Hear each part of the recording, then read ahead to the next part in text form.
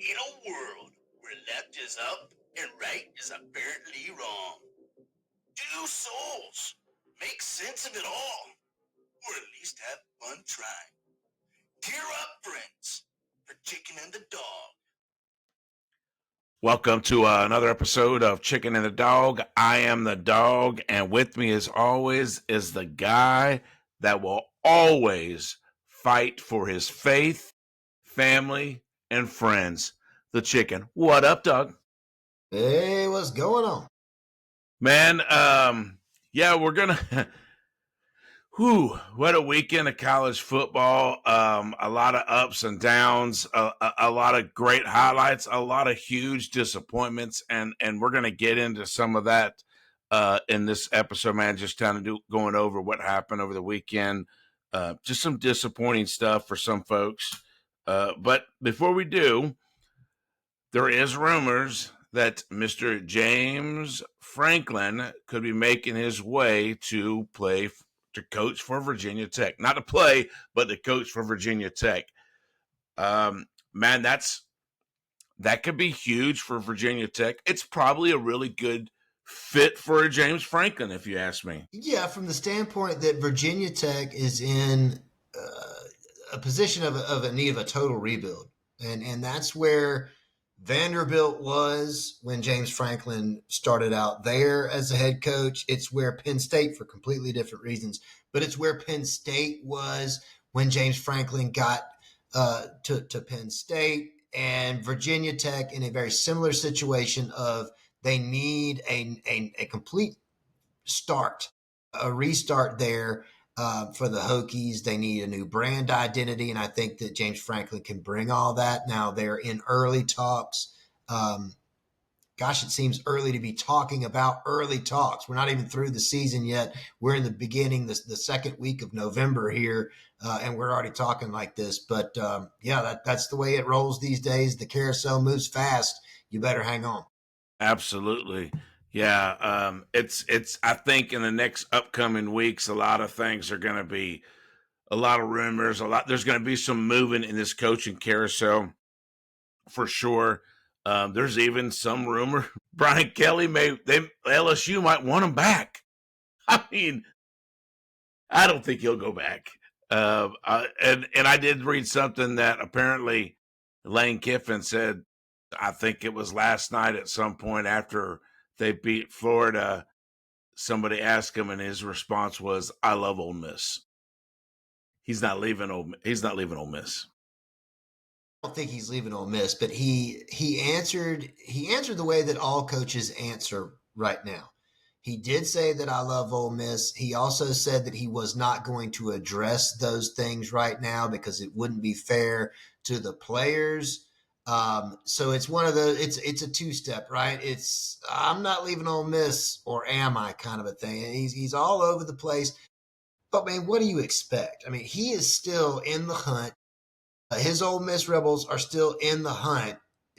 Do we honestly think, does any reporter who sticks a microphone in his face honestly think that he's going to back, you know what? Yeah, we've been house shopping in Gainesville. We love the school districts down there. And I really think that it would be a great move for the fam. Like that's not going to happen.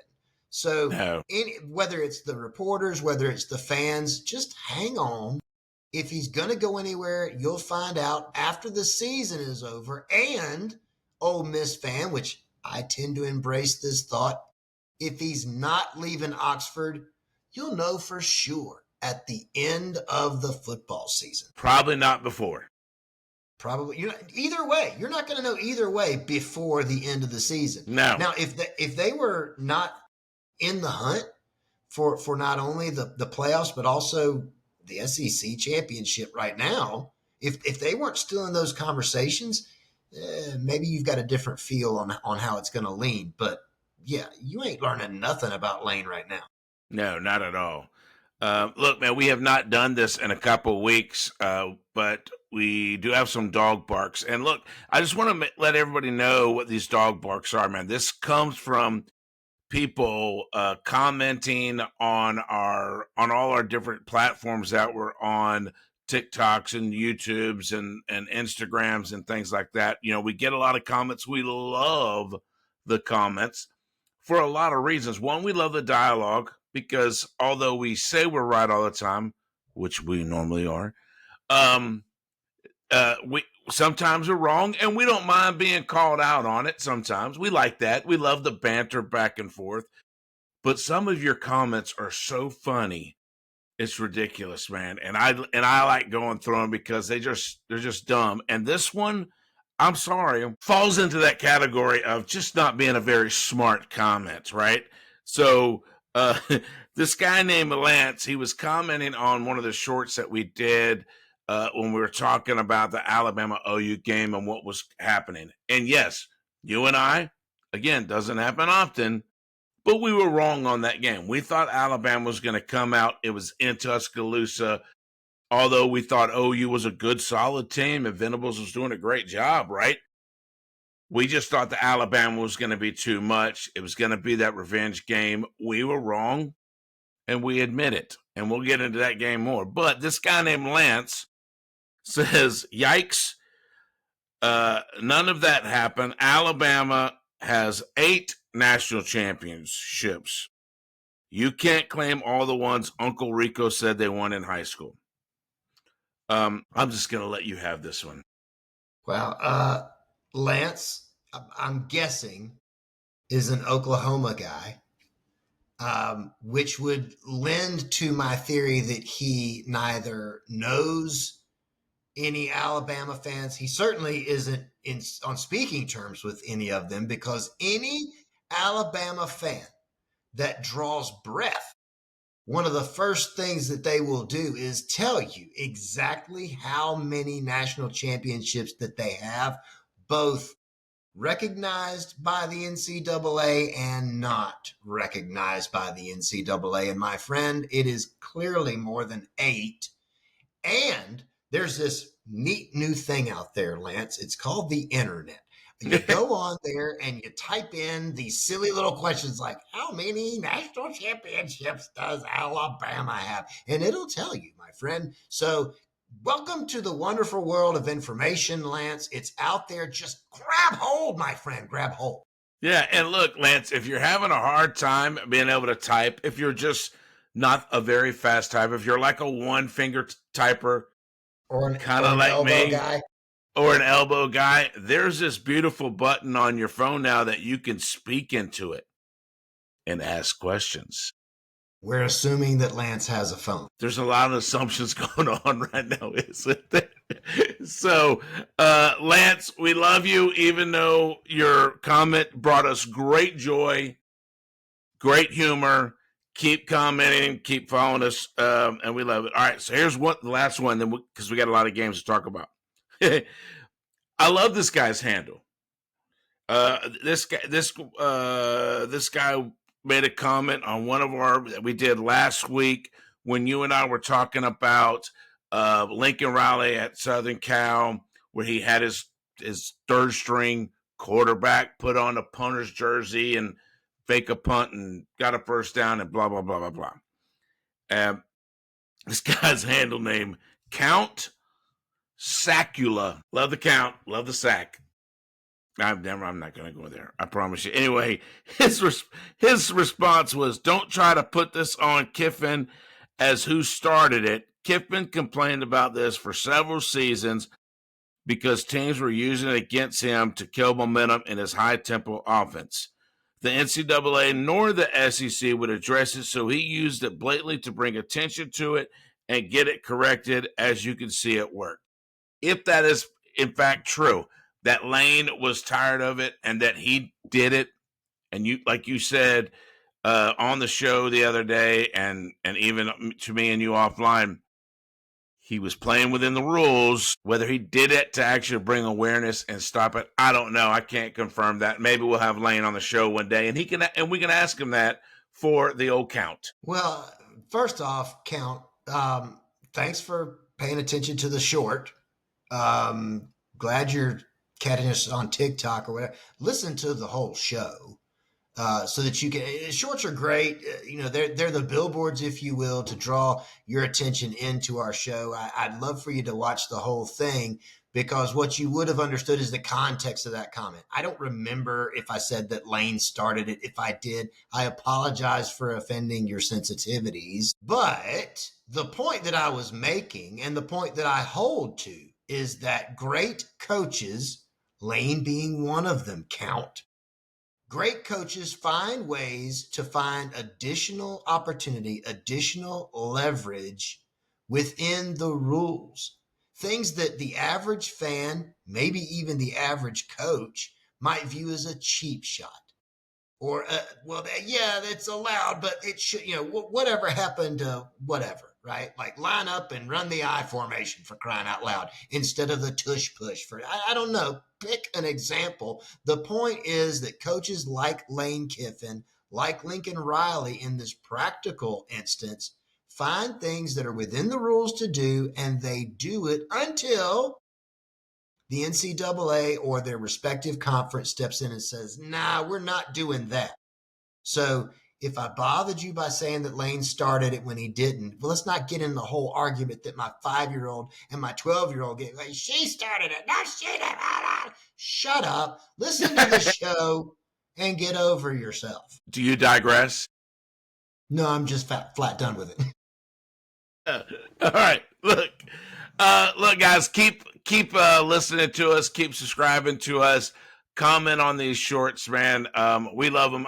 We're getting, thousands upon thousands of views on these things, man, and we love it. It excites us. There's no doubt about that. But I think what drives us, or what really gets our goat, man, it gets our blood pumping, is all of these comments that are on there that you guys make. And we just, like I said, we just love them, man. They're funny. And they're just entertaining and sometimes insightful. Sometimes. Let's jump into the results for the top 25. Here we go. On Friday, number 8 Oregon took on a pretty good Minnesota, man. And I thought Minnesota had a chance of winning that game. I have not been really big on Oregon this year. I think they're good. I think they got a great coach. But they just kind of don't have that it thing like they normally do. But Oregon beat them, man, 42-13. Great job.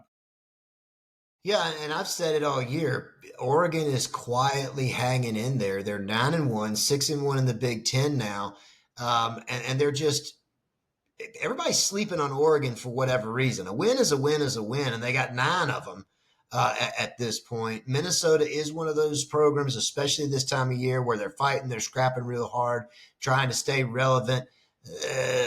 When it comes to the Big Ten, they're not so much. They're very much middle tier Big Ten school. Oregon is upper echelon Big Ten school, and so they did what had to be done Friday night.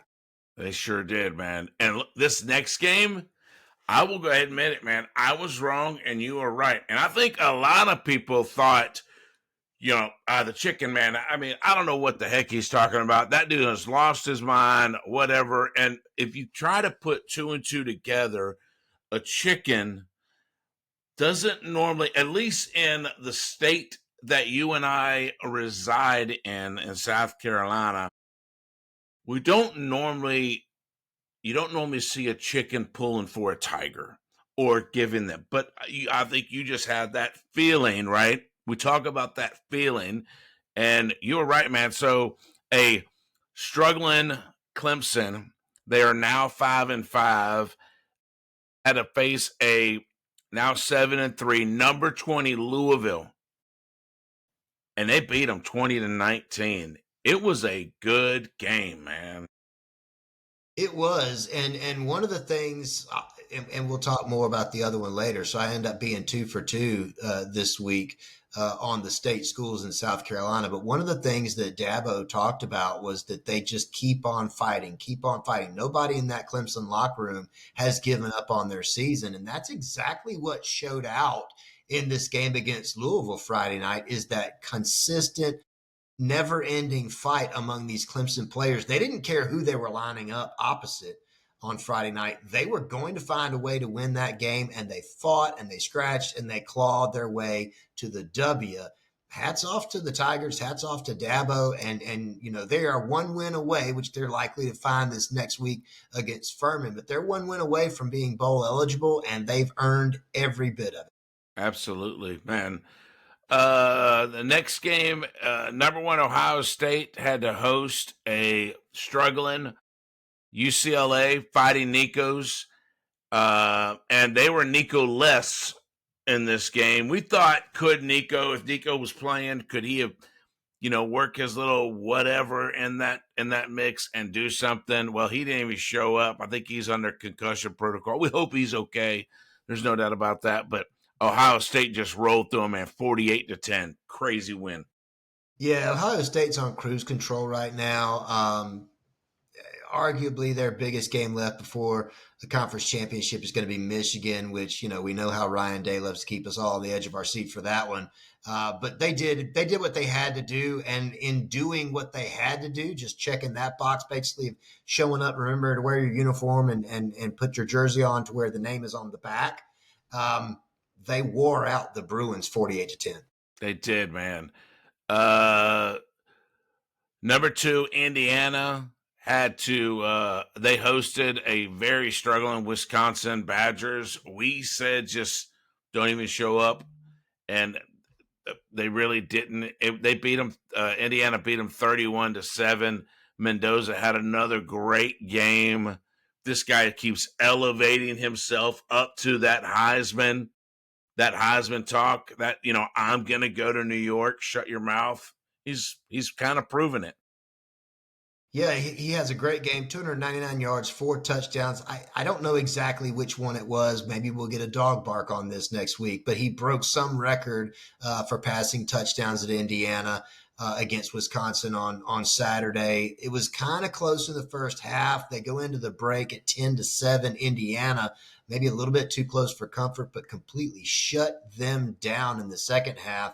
Maybe Wisconsin finally did decide to listen to us and not come back out, where they racked it up and put 21 more on the board to a big fat goose egg for Wisconsin. So big day for Indiana and the Hoosiers. Oh, yeah, man.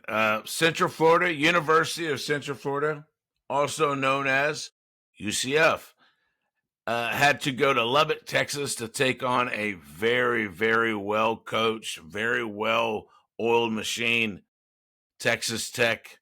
And, man, Texas Tech beat them 48-9. They are now 10-1 overall, man. They've got one game left.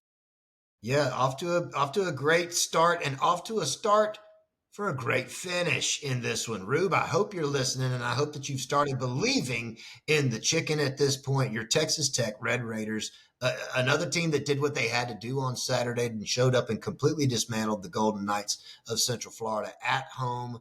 Look for big things from Texas Tech as they're going to make a solid run in the playoffs. I was expected a way bigger outcome in this next game than what happened. I really did. I thought it was going to be a fight. I figured Notre Dame was probably going to win, but I didn't think it would be this big, man.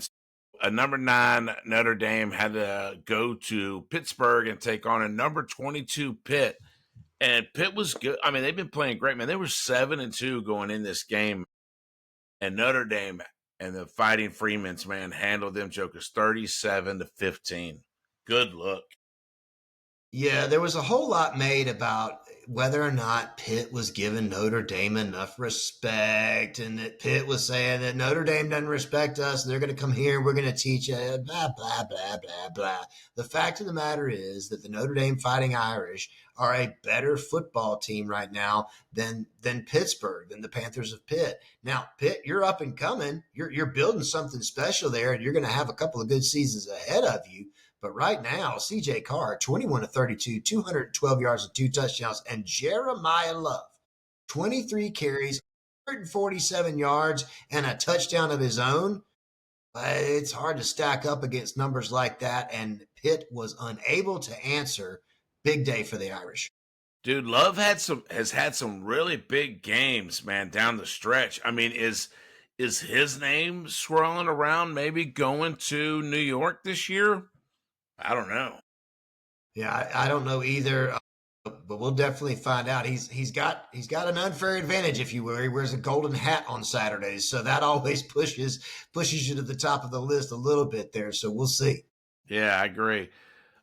This next game was the battle between the Mormons and the Christians, and we said watch out for TCU on this game, man. But we also thought BYU was probably gonna win this game, and they won it handedly.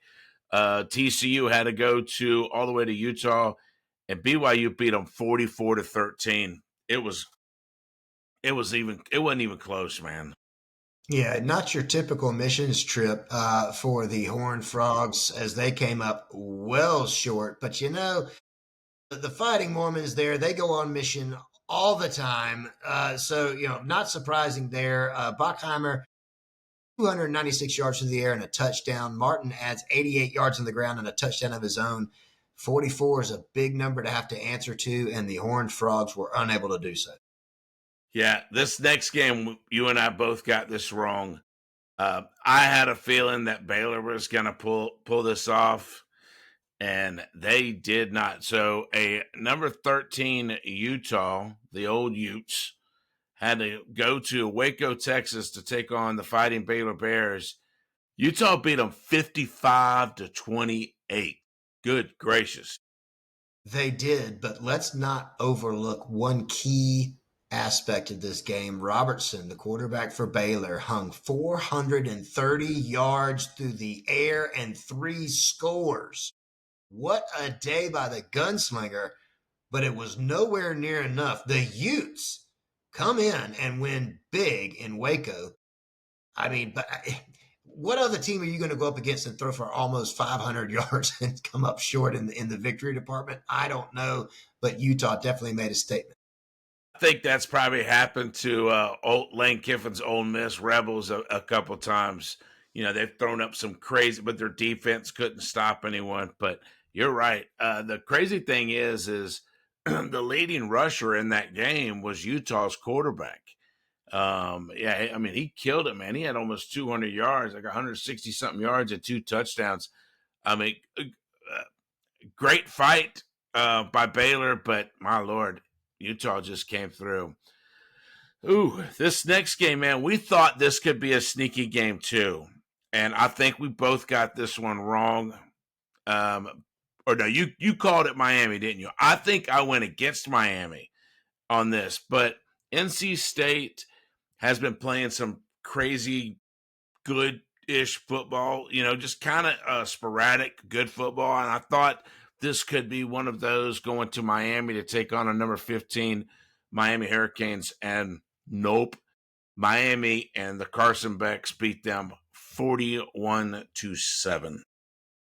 Yeah, this was one that when I was doing my research on it before the forecast show, I was trying to find something that would give me a sense of stable hope that NC State could actually pull this off, and they just didn't have anything to offer.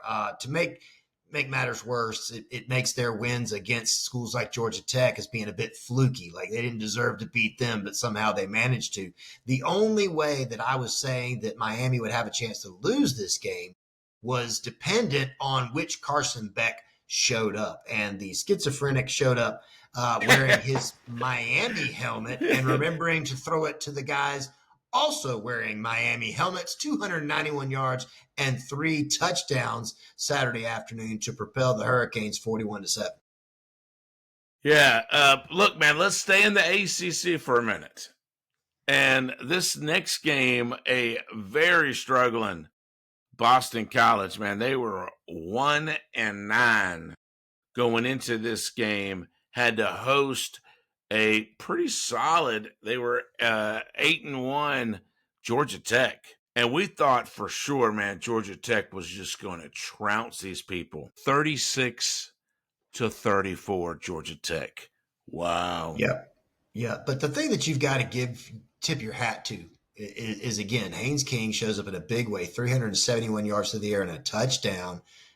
And they managed to find a way to win. That's what champions do. And Georgia Tech is pushing for that in the ACC. I don't know at this point, as things continue to get more intense for the playoff run, how that's going to work out. We don't know what the ranking is going to look like after Tuesday, but Georgia Tech is doing everything that they can to continue to try and hold on as they're sitting with one loss right now overall, and that one loss also being a conference loss to NC State. Not a good look, but Not a good look. they're doing all that they can to hang on. Yes. This next game, man, a number 21 Iowa in the Big Ten had to take on another Big Ten school. Staying in the conference, man, had to take on a number 17 Southern Cal, the Fighting Prophylactics. And you and I were both pulling for Iowa. It didn't matter who they were playing. You were going to pull for the opposite team. But, man, Southern Cal and Lincoln Riley found a way to win, and they beat them 26-21. Southern Cal has one conference loss, man, just one. This could get very interesting in the Big Ten down the stretch, which we're in the stretch. We talked at the opening of the show about a weekend that had a lot of disappointments, and Iowa, you had one job. Yeah, you had one job, and you failed. Number 18, Michigan. I mean, a really, really solid Michigan team, man. Took on a Northwestern team.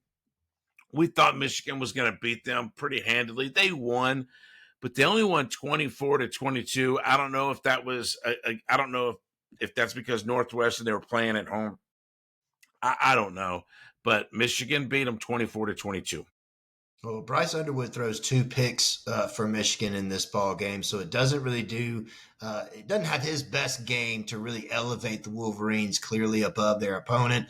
Northwestern is able to handle some things doled out by Michigan, keep it close, but the Wolverines find a way to win. Does this give Ryan Day a false sense of hope going into that game against the Wolverines coming up at the end of the season? I don't know. The more I see from Ohio State and the more I see from Michigan, albeit a good program this year, I think Ohio State's got the leverage here. I think Michigan might just be a little bit too young. Oh, I definitely think that Ohio State is a better team than Michigan. I think they were a better team against Michigan than Michigan last year. But that game is and we'll know in 2 weeks, man. That game is in 2 weeks. So here's another ACC game. A number 19 Virginia. They're 9-2 now. They're 6-1 in the ACC. Had to take on a pretty good Duke, and at the time Duke only had one ACC loss. I thought Duke can actually put up something against them. They were playing at Duke, but Virginia handled them, man, 34-17. That was a big win for Virginia. It was a big win, and the Virginia defense holds Darian Mensah to 213 yards, 18 of 35 throwing the football, only gets 1 touchdown out of his efforts that afternoon, while it's Chandler Morris, 316 yards, 2 touchdowns, 2 interceptions, but a big game for the Virginia quarterback there. Cavaliers come out with a big win against a threatening Duke Blue Devils. They are one of those mid-tier teams right now in the ACC that every once in a while they'll try and take a stab at one of these upper echelon schools, one of the schools that's in the running for the championship, and they'll try and knock them down a peg. Virginia survives, and they survive quite nicely on Saturday. Yeah, they could definitely. They're one of those teams that could be a thorn in someone's side. There's no doubt about that. This next game, man, you and I both got this one right. We did. So I'll just go. Number 24, South Florida was taking on the Fighting Horvaths with Navy. They were playing at Navy, Annapolis. And look, man, Navy beat them 41-38. That triple option, that style play, man, is just hard to defend. And Navy prevailed. Yeah, Horvath had a great afternoon, 8 of 15, which, that's not a stellar number, but for a Navy quarterback, that might as well be Roger Staubach. 47 yards through the air and a touchdown, but he adds on the ground 60 more yards off of 21 carries, but they spread the wealth. Alex Tzeka, number 46, 12 carries, 126 yards and 1 score. Braxton Woodson, 9 carries, 103 yards and 2 scores. and they just wear them out on the ground. Navy owns the turf. For needing to be on a boat to be most effective, or maybe flying through the air, they get on the ground to do some serious damage in South Florida. Yeah, for sure. All right, one last game in the top 25. A really good Arizona, man. They've been playing very good football. Was had to take on a number 25 Cincinnati. You and I both thought Arizona had a chance to win this game, and they did, man. They beat them 30-24. Great job, Arizona. Yeah, Noah Fafita, 294 yards through the air and a score as he helps lead his team to victory in this one. And the Bearcats just end up with that one game that maybe you feel like you shouldn't drop, but you just didn't do enough things right to hold on to, and victory escapes your clutches. Yeah. All right. Let's dive into the greatest conference in college football, which would be the SEC. So a struggling LSU Tigers, man. Everybody thought Nussmeier was going to be the guy going in this thing, and it just didn't work out. Brian Kelly got fired. There's a whole mess that's going on in LSU right now with all of that. They had to take on another coachless team as well, Arkansas, after they fired Sam Pittman about a month or so ago. Man, LSU beat them 23-22. It was a good game. They were playing in Baton Rouge, so that you got to give LSU a little bit on that. But man, LSU won. Yeah, LSU with a great game, and let's just go ahead and get this out there. Michael Van Buren Jr., number 11, 21 of 31, 221 yards and a touchdown. But folks, fast forward to your Gooch of the week. Michael Van Buren Jr., number 11 on your program's, number 1 in your heart by you Bengal fans, as the touchdown pass he throws comes at the end of the game to lift the LSU Tigers to victory. The game-winning score. What a great day to be an LSU Tiger. What a horrible afternoon to be an Arkansas Razorback. I'm sorry, folks. We were pulling for you at the beginning of the season, but it's just not going your way. I can certainly sympathize. Michael Van Buren Jr., your Gooch of the week, don't come back. Don't come back. And look, Van Buren, that was a good look. That was a really good look. And a hard fought game. He came in last week after Nuss was benched, man. And so, we saw this kid last year at Mississippi State. And kind of kudos for him. I guess he felt it was in his best interest to go to a different program, even though Garrett Nussmeier said he was going to come back for his senior year and not go into the draft. Nuss, you probably should have done a different thing. I don't know how much you were paid. But anyway, your draft stock is definitely went down. Let's just say that. But Van Buren quietly sat behind him and said, I'm just going to go. I'm going to learn and get his shot. And, man, he's doing his thing. I guess he's definitely the guy next year.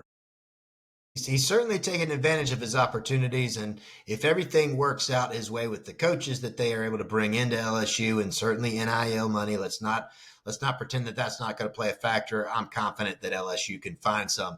He's likely to be your guy next year in Baton Rouge. For sure. This next game, man, I had the privilege of actually going up to Asheville, North Carolina this weekend. My wife and I, we rented an Airbnb, and we had some people come in and was able to hang out and do some different things. But we got to watch this game together, man. So I was with the Gooch watching this game. I was with Joey, one of our producers, to watch this game. I was with Smokin' D to watch this game. And it was, through the first 3 quarters, it was a great game. So at the time, number 10 Texas Longhorns had to go to the motherland and take on a number 5 Georgia in Athens. And there are so many implications on this game. You and I talked about this when we did the forecast show, man. Georgia's got to win this game because Texas really needed to win this game if they're going to keep their playoff hopes alive. Georgia beat them 35-10. It was like I said, man, up until going into the fourth quarter, it was a close ball game. I think Georgia controlled it most of the game. There's no doubt about that. But, man, Georgia opened them up on the fourth quarter, man, and put on 21 points in the Jokers. Yeah, a lot of learning through adversity this year, I think, for Arch Manning. And I'm going to start with him because his numbers, 27 of 43, that's a lot of attempts for Arch. 51 yards, not all that bad. A touchdown and a pick. You don't need to be throwing those against those fellas that wear the red hats with a G on the side. Gunnar Stockton, way more efficient with the football. 24 of 29 passing, 229 yards, 4 touchdown passes to only 1 interception. He's got a QBR of 94.4 coming out of this ball game. Runs the ball 6 times for 29 more yards and another score. Just in case you thought he was finished, he wasn't. Georgia showed why they are in the running, why they've really solidified their shot as a contender for the SEC and the playoffs. And while that question's floating out there, Longhorn fan, about what is Texas going to be out of the playoffs now? Or with 3, yeah, you're out. You're out. You're going to go to a bowl game. Arch is going to get to play, have an extra month of practice in December there, but yeah, you're not playing in the playoffs. Not with 3 losses. Not with the way that college football is built right now. No, and I will get into this game in just a little bit. Not with Oklahoma winning either.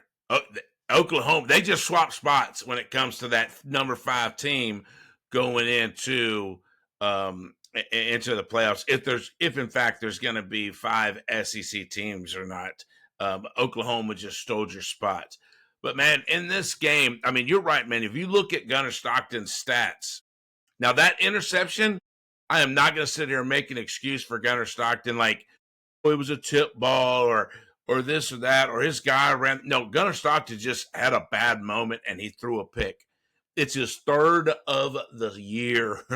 So, I mean, Carson Beck has thrown 30 in a game at one point. So, I mean, great improvement when it comes to that as far as the Georgia Bulldogs. The thing, Kirby Smart and Mike Bobo, well, this wouldn't necessarily be a Bobo thing. This would be a Kirby Smart decision. Kirby Smart is probably one of the most conservative type football coaches there is. I'm going to beat you through time. I'm not going to go out there and try to give everything I've got to beat you in the first quarter and the second quarter. No, I'm just going to play my methodical game plan, wear you down, and beat you. Georgia scores a touchdown in the fourth quarter. Goes up, I think my math is right, goes up by 11 points. So you're like, all right, that's a good win, whatever. You're in the fourth quarter, you're up by 11. What does he do? He kicks an onside kick, and they recover. I mean, to me, that's very out of character for Kirby Smart and the way that he coaches. Would it have had any effect if it wouldn't have went the other way? I don't know. Georgia's defense, maybe he just had confidence in the way Georgia's defense was playing because they had really shut down Arch Manning in that second half. He wasn't able to do much of nothing. Maybe he just did that. I don't know. It was a bold move. It played out well in his favor. Don't keep doing stupid. I mean, it wasn't a stupid thing, but don't quit doing stuff like that. Get back to your game plan, Smart. Well, the only thing that I would say about that is, and we said this in the forecast show, is that of all the coaches that are out there right now that have come from the Saban coaching tree, Kirby was the one that spent the most time with the great one. And every way once in a while, which is why it would be so unexpected, you'd see Nick Saban pull something funny like that. And so I don't think that this was maybe just some loose gamble that they decided to take.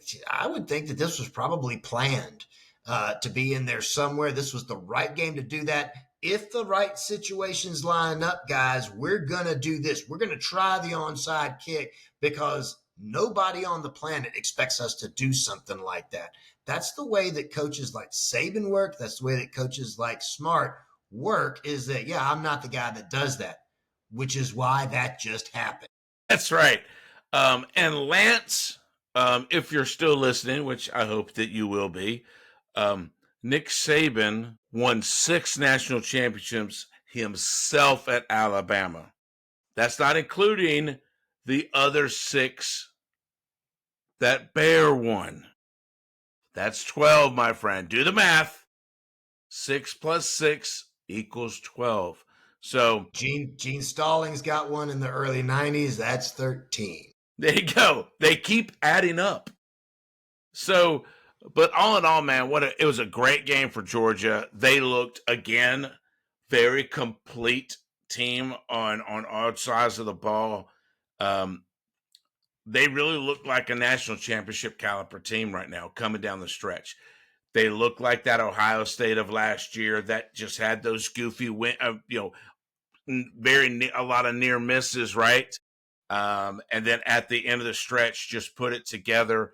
Gunnar Stockton's playing great football. You said his QBR rating, it's through the roof. He's number 1 in the country as far as QBR rating. I mean, I don't know why he doesn't go to New York. Maybe he will, maybe he won't. I think he would like to, but right now I think he's just concentrated on winning Georgia football and carrying the Bulldogs to a national championship. That's what I think. I have to take a deep breath before I go into and get a little somber. I was wrong on this one. I was wrong. You were right. I know you wish I would have been right. But a struggling South Carolina, man, your South Carolina Gamecocks had to go to College Station to take on a undefeated. They were 9-0 at the time. Texas A&M. Texas A&M was number 3 in the country, and they are playing lights out football. Don't get me wrong. And they beat South Carolina 31-30. It was, and I'll let you dive into this game some. I know it's very disappointed for you, especially the way that South Carolina came out, because my reasoning for South Carolina winning this game held true in that first half. I looked like a freaking genius on the way my reasons why South Carolina was going to win this game. I said the offensive line was going to show up. That defense, was going to show up, and they were just going to put it all together. And that first half, they did, man. It's just, the wheels fell off in the second half, and it just wasn't a good look. I'm going to disagree with you a little bit. The offensive line did some things in the first half. They were able to run the football a little bit. The defense is getting a lot more credit than what they deserve for the first half. They're up 30-3 going into the locker room, and that sounds like an amazing defensive effort, especially when you've got this ridiculous play where Dylan Stewart tackles the running back and Marcel Reed essentially at the same time, resulting in a backward pass by Marcel Reed that is scooped and scored by the Gamecocks. Vicari Swain has 2 interceptions off of Marcel Reed in the first half. So those stories alone tend to lend themselves to, wow, Carolina's really let me tell you what happened in the first half. Marcel Reed overthrew some passes that Marcel Reed doesn't normally overthrow. Marcel Reed hit some wide receivers directly in these dangerous things called hands that apparently in the first half, the Texas A&M receiving corps forgot how to use. A dropped touchdown in the first half. Several dropped conversions for first downs in the first half. It looked more like Texas A&M forgot how to play this game in the first half than it did that South Carolina was surging forward in their abilities to play this game in the first half. A couple of key things that are happening here with South Carolina, specifically on offense. You no longer have a true offensive coordinator, your wide receivers coach, and I'm not trying to take anything away from his debut as play caller for Carolina. Your wide receivers coach is calling your offensive plays. You fired several weeks ago your offensive line coach, deservedly so. But now you've got the guy that's been working with your tight ends and was your run game coordinator, and the list goes on for Elliott's responsibilities on this coaching staff. But he's also coaching the offensive linemen right now. Man, we're bleeding, we're hemorrhaging, and there's not enough gauze to stop it on offense. Add to that just the weird, quirky little story where you throw a quick little hook pattern to Nick Harbor, who then propels himself 78 yards and outruns everybody into the tunnel. I heard it said on the radio post-game, pulled a Forrest Gump because he couldn't slow down enough because he had outrun the entire state of Texas getting to the end zone, that he runs up into the tunnel, and none other than a Texas State Highway Patrol officer decides to, yes, folks, bow up on him and bump into him and another player in the tunnel. If you think that it was a Gamecock that started that whole thing, nah, it was the officer that decided he wanted to rumble and then turns around and has the audacity to backtalk these players as they look like, what is your problem? And walk back to the sidelines. You'll be happy to know, as I was, that he was relieved of his game day duties, told, we don't need you over here, please go home. If that wasn't enough, the Office of Inspector General for the Highway Patrol has launched an investigation to see if this guy's fit to do anything with a badge on. I would say he's demonstrated to all of us that no, he is not. It was just a weird afternoon. It was the biggest disappointment to me was that Texas A&M didn't show up in the first half, because that wouldn't have allowed Gamecock fans and Shane Beamer, obviously, as he's amping up the crowd as we go into the locker room at halftime, and then wants to tell everybody after that, no, we weren't at the half thinking that we had won this game. Really, Shane? Really? It's not what it looked like. But here's the thing. We can say all the things that we want to say. You're up by 27 at the half. 27 points, listener. In the third quarter, A&M answered with 21. In the fourth quarter, they added the dagger to your heart and beat you because you came up with squat in the second half. You could not stop them, and you could not move the football. I just don't know. I'm not jumping on the bandwagon of fire Shane. Don't hear me wrong. But there are some big things that are going to need to happen into this program in the offseason if Shane Beamer is going to continue to be the guy at South Carolina. Now, I'll also say this for any Gamecock fans, and they're out there right now, that want Beamer gone. And I don't disagree with their motivation. This was ridiculous. This was an embarrassing loss. I believe I heard it said that it was teams that were up by this much were like 230 something to none in win-loss totals when you're up by 27 or more at the half. Until Saturday, and South Carolina ends up on the wrong side of history again. Okay, this was an embarrassment to the University of South Carolina. This, I would say, in any other environment, is a fireable offense. However, with the programs that are out there looking right now, who are you going to get? That's right. If you cut Shane Beamer loose, who's coming in here instead of LSU? Who's coming in here instead of Auburn? Who's coming in here instead of Arkansas even? You could argue that Arkansas has got a lower expectation than South Carolina does at this point. So if I'm one of those coaches that I'm an up-and-comer and I want a little bit more of a buffer in Fayetteville than what I'm going to get in Columbia, South Carolina, there's going to be movement around the table nationally. You're going to have coaches like Lane Kiffin that are going to be in conversations, like Eli Drinkwitz that are going to be in conversations, obviously like James Franklin. Coach O, who you going to get? Guys, settle down. See what Beamer can do in the offseason with some coaching hires. They don't need to stick with what's within to find an offensive coordinator. They don't need to stick with what's within to find the right offensive line coach. They need to go out. They need to find the right guys and right this ship and show me next year that you want to keep your job, Beamer. Yeah, I'm in agreement with you as far as should they fire Shane or not? I do question whether Shane can be this guy now. I mean, all he had to do was kick a field goal in the entire second half, and he won the game. One field goal. And so you got to question yourself, you got to ask yourself this question. Is that coaching? I mean, I know the coaches aren't on the field playing the game, but they are steering the ship. And he could not steer the ship well enough to get 3 points in the entire second half. Well, let me give you an example that goes along with your line of thought right now. Early in the third quarter, South Carolina was faced with a 4th and 1. For reasons unbeknownst to me, they line up with Lenore Sellers in the shotgun. Everybody in the history of college football knows that this is an effort to try and draw A&M offsides and pick up the easy first down because of the automatic 5 yards.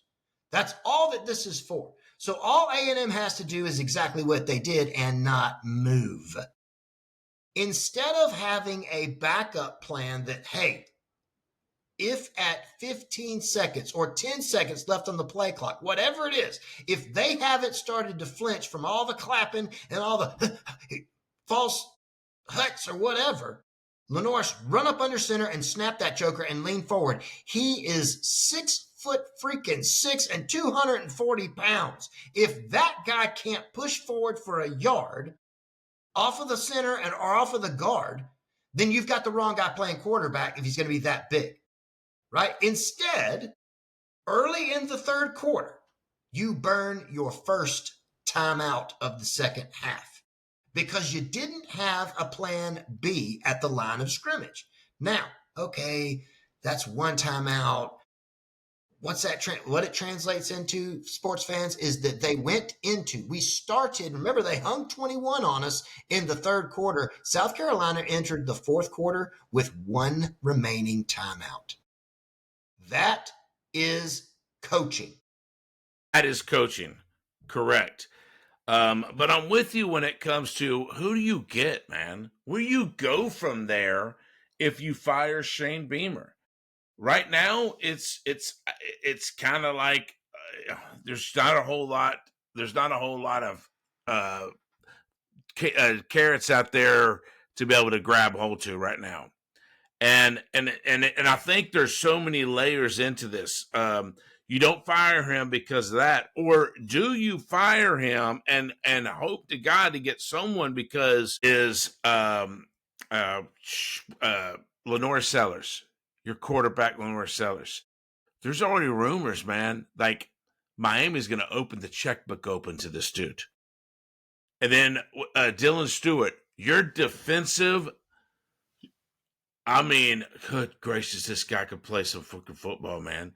Everybody's saying Ohio State is going to open up the checkbook to this guy. If they're going to be coached under Shane Beamer next year, and those two guys have lost their trust in Shane Beamer, they're gone.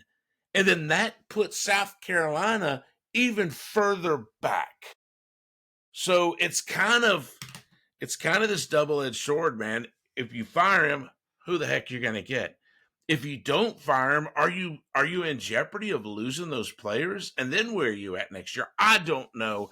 They better come up with some cash to hang on to Dylan Stewart and Lenore Sellers for next year. I still think Lenore Sellers is a really good football player. I don't think he's a terrible football. I don't think Lenore Sellers is the problem. I think coaching is the problem. And I think that starts with Shane Beamer on down to his assistants. They've already addressing some of the stuff in the middle. What happens at the top, we shall see.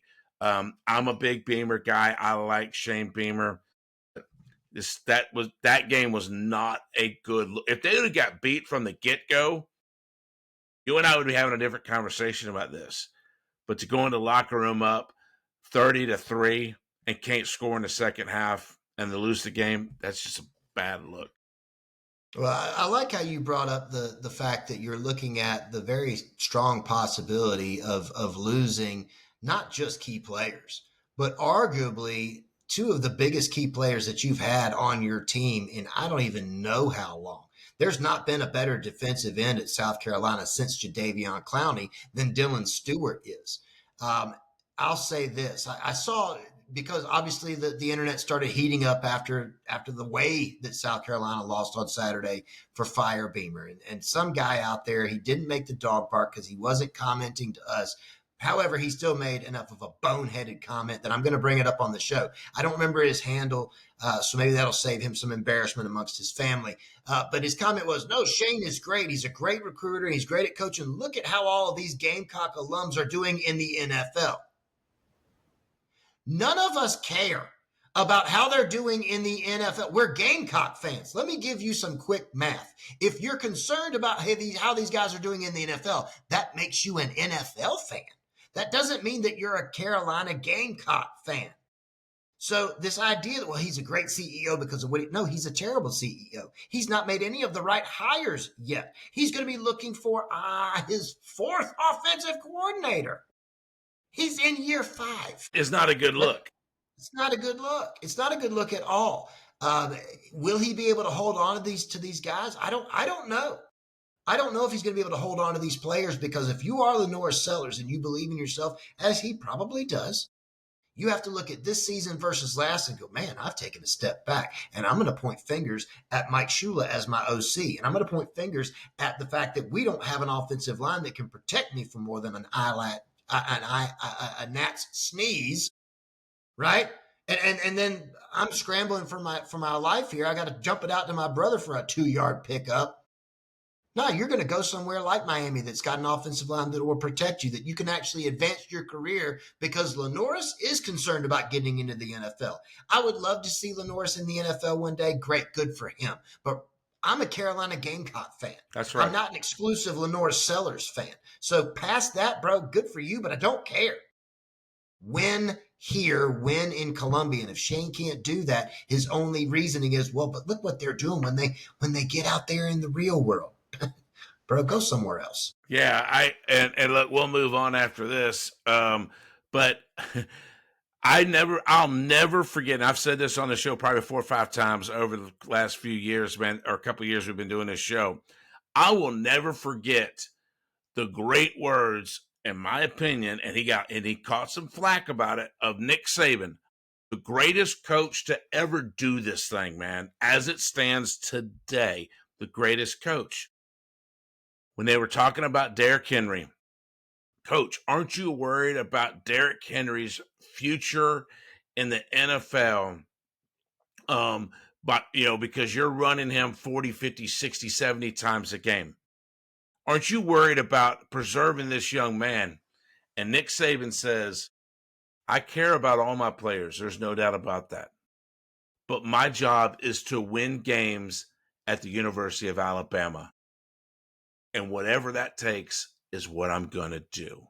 That's what I'm being paid to do. Shane Beamer is being paid to win games at South Carolina. He's not paid to promote all these good things and get these people to the next level. And else is like, and I loved Mark Richt.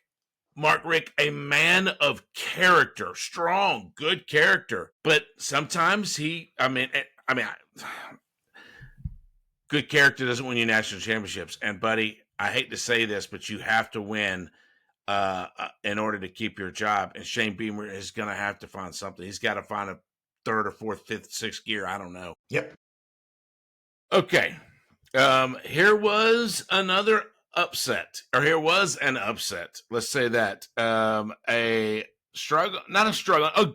really good Oklahoma. Number 11 Oklahoma went to Tuscaloosa, Alabama to take on a number 4 Alabama Crimson Tide. We thought for sure that Alabama was going to be way too much for them, and we were wrong. Oklahoma beat them 23-21. It was a great defensive game, man. These kids were going back and forth. Oklahoma is in the talks as far as playoff spot. They switched spots with Texas. Great job. Yeah, I mean, this keeps Alabama in the race and conversation as far as the SEC championship matchup, as they now drop down with one conference loss, two losses overall. Remember, their first was when they dropped to Florida State at the beginning of the year. But Oklahoma shows up in Tuscaloosa on Saturday and shocks the Tide in a big way. Ty Simpson has a good afternoon, 326 yards and a touchdown, costly interception, but the Sooners show up. The thing that I found interesting was after the game, they rope off the center of the field to cover up the Alabama logo, and some of the Oklahoma players were not being disrespectful. I didn't think, at least in what I saw, they were out there. They were taking some pictures of themselves out on top of the logo because they just want. They weren't defacing the logo or anything like that. But an Alabama staffer, young sweet girl as she was, came out there and made sure that those big guys got off of that and back on the right side of the rope and did it now. Much differently than that state trooper did for Texas A&M. She didn't try and run into any of these guys. She just told them with no bones about it, you need to be on this side of the. Yeah. This and look, that game we probably should give more time to that game because it was such a big. I mean, it was an upset. There ain't no doubt about that. But But we'll I get. think that's what that moment shows for Oklahoma players to be out there is that, again, they weren't trying to deface Alabama. They were just trying to emphasize the magnitude of what they had just done. They had just knocked off the Alabama Crimson Tide in Tuscaloosa, and that is significant. No matter how confident you are in yourself, and these Oklahoma Sooners, you better believe that they are a confident bunch this year. No matter how confident you are in yourself, they knew what winning this game meant. This was huge. This was a turning point in a season that maybe a lot of us didn't think that Oklahoma needed necessarily a turning point. But, buddy, they stuck a flag in the ground on Saturday. They sure did, man. And you're right. Not only did they beat number 4 Alabama, but they won in Tuscaloosa. Anybody that has the opportunity to win a football game in Tuscaloosa, Alabama, you should be very, very, very proud of yourself because that list and that accomplishment is very small. I mean, it doesn't happen that often. The list of people that do that is very small, and that is just a very big thing. And so I'm with you. I think Oklahoma had every right, those football players, to celebrate the accomplishment that was put in front of them. Very much so. Number 7, 9-1 at the time. Ole Miss had to take on a 3-6 Florida Gators. They were playing in Oxford. I thought this game was going to be an absolute blowout, and it wasn't. Man, Ole Miss beat them, but it was 34-24. Not good. I mean, they won. A W's a W, but still. Yeah, and Florida keeps this really close in the first half. They go in the locker room up on the Ole Miss Rebs 24-20. But kind of like another game we talked about earlier, they came out second half and had nothing to give, and Ole Miss still had two more scores left in the tank. Chambliss throws for 301 yards and a touchdown. Juan Lacey, 224 yards on the ground and 3 touchdowns. A huge afternoon for the Ole Miss Rebel as they absolutely take care of business at home against the Gators. New Mexico State had to travel to Knoxville, Tennessee to take on number 23. Tennessee beat them 42-9. That's what we thought would happen. 2 games left. A struggling Kentucky hosted Tennessee Tech, and they beat them 42-10, as they should have. Not really much to talk about at that game at all. Not a lot to talk about. They are playing a much lesser school. However, Kentucky, who had so many struggles at the beginning of the year, is now 5-5, folks. Look for this. They might make a bowl game. They might. It's within reach. It sure is. This next game, man, the last game in the SEC was it was a little surprising. A little bit. Actually, a lot. I actually think you and I both picked Mississippi State to win this game, but a 5-5 Mississippi State had to take on a non or a quarterbackless starting QB1 Mizzou, the evil one Eli Drinkowitz. They were playing in Columbia, Missouri, which that's a tough environment to play. There's no doubt about that. Senior Chief thought that was going to be Alabama's trap game of the year. But, man, Missouri beat them 49-27. That was a good look. That was a really good look because, as you said, they're without QB1, and Matt Zollers has not done really anything to impress anybody, I don't think, yet this year. He maintains serve on that Saturday. 8 of 15, 112 yards, 2 touchdowns, but a pick. So nothing really spectacular, maybe even what you kind of expect from a true freshman backup quarterback. He's still learning this conference, still learning this game and the speed at which it's played. So he kind of holds serve on that.